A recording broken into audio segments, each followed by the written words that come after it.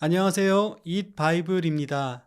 우리 함께 나눌 말씀 누가복음 4장 38절에서 44절까지의 말씀입니다. 함께 말씀을 읽겠습니다.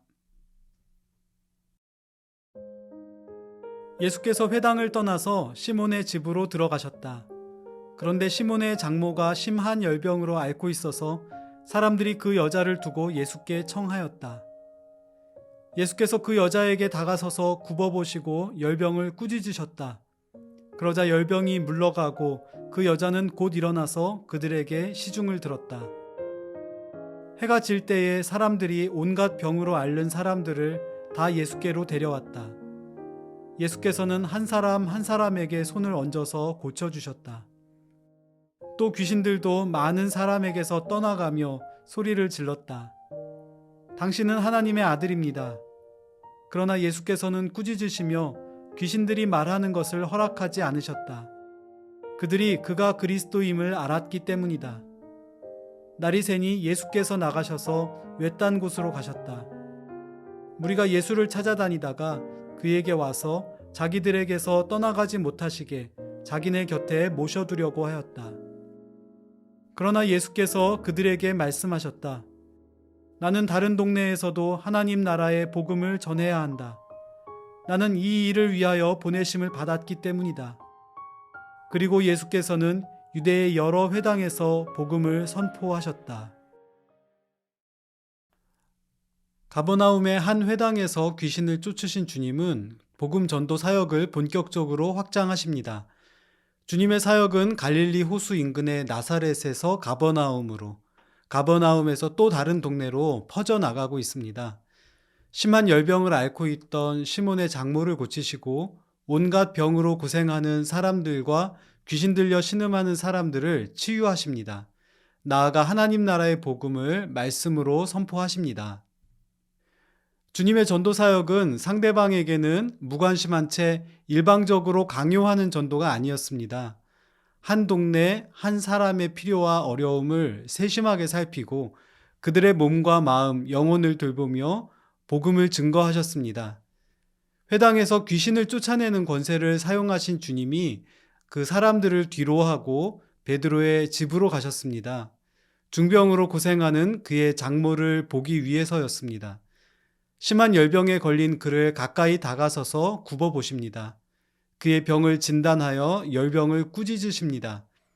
본문의 병행 구절인 마태복음 8장과 마가복음 1장에서는 그의 손에 손을 대셨다 또는 손을 잡아 일으키셨다고 구체적인 행동을 소개하기까지 합니다. 이후에 그녀가 건강을 회복하고 일하는 시간까지도 거기 함께 하신 주님의 모습을 마음에 떠올려 보십시오. 해가 지고 사람들이 또 주님을 찾아옵니다. 이번에는 가정과 이웃의 병자들을 데려와 치료를 요청합니다. 주님은 그들 한 사람 한 사람에게 손을 얹어서 고쳐주십니다. 주님에게 우리 한 사람 한 사람이 참 소중합니다. 주님은 여러 문제와 질문으로 고통스러워하는 나를 찾아오시고 이처럼 손을 잡아주십니다.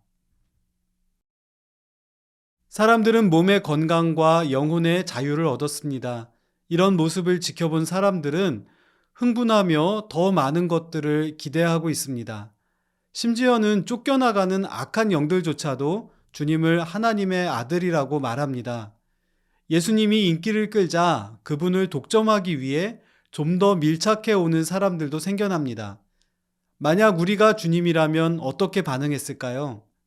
우쭐해져서 사람들 앞에 자신을 내세우거나 큰 돈을 벌 계산을 시작하지 않았을까요?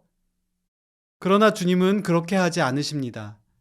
자신을 하나님의 아들이라고 요란스럽게 떠드는 귀신의 입을 빌려 영향력 키우기를 거절하셨습니다. 사람들이 환호하는 가버나움에 머물지 않고 복음을 전하기 위해 다른 곳으로 떠나십니다. 이 시간과 공간에서 그분이 해야 할 일, 그분이 만나야 할 사람, 그분이 전해야 할 복음에 온전히 집중하시는 모습입니다. 주님의 기준은 사람들의 반응, 충분한 물질적 보상, 명예와 자기 만족이 아닌 하나님 나라 복음의 요청과 아버지의 계획이었습니다. 우리는 이것을 소명이라고 부릅니다. 나는 소명이라는 기준점을 가지고 삶을 살아가고 있습니까? 주님이 여기저기서 자신을 잡아끄는 손길에 휩쓸리지 않고 의연히 소명의 길을 갈 수 있었던 힘은 어디에서 나왔을까요? 그것은 바로 기도였습니다. 주님은 전날 몹시 많은 일을 하셨습니다. 가버나움 회당에서 귀신을 내쫓았고 시몬의 어머니를 치유하고 또 가정에서 교제하는 시간을 가졌습니다. 그리고 나서도 저녁 때에는 많은 치유와 축사 사역을 계속하셔야만 했습니다. 그럼에도 불구하고 주님은 이른 아침 날이 새자마자 외딴 곳으로 나가십니다. 마가복음 1장의 병행 구절은 아주 이른 새벽에 일어나 외딴 곳으로 나가셔서 거기서 기도하고 계셨다라고 말합니다. 오늘 우리도 우리를 강하게 잡아끄는 여러 손에 시달리며 살고 있지 않습니까? 급한 일, 교회 일, 하고 싶은 일, 안 할 수 없는 일, 강요당하는 일, 인정받을 수 있는 일, 돈 되는 일, 나를 위한 일, 자녀를 위한 일 등등 그 가운데서 내가 걸어가야 할 합당한 일을 선별하고 꿋꿋이 가기 위해서는 주님께 내 사정을 아뢰고 묻고 도움과 인도를 받아야 합니다. 주님을 따르는 삶의 능력, 세상 속에서 빛된 삶을 사는 능력은 바로 기도의 자리에서 주어집니다.